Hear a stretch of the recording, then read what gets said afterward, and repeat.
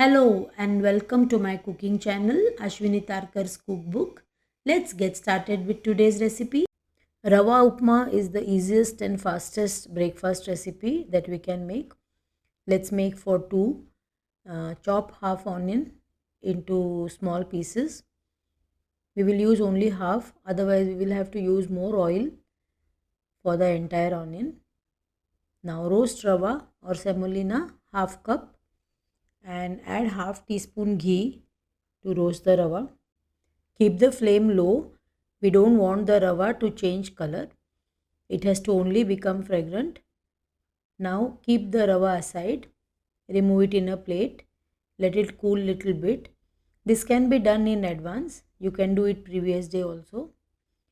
Heat 2 tablespoon oil in the same kadai. Add quarter teaspoon mustard, 1/8 teaspoon hing and slit green chili as per your taste and few curry leaves and chopped onion.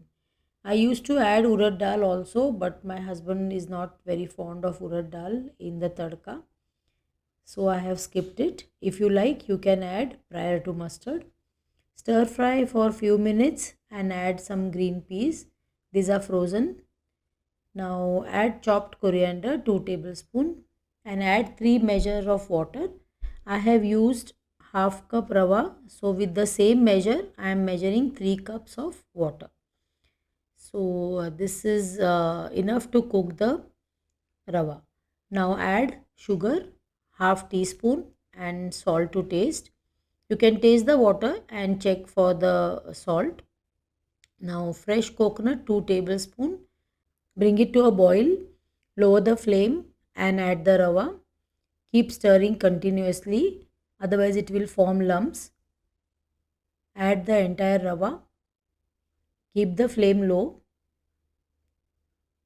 Keep stirring. Ensure that no lumps are formed.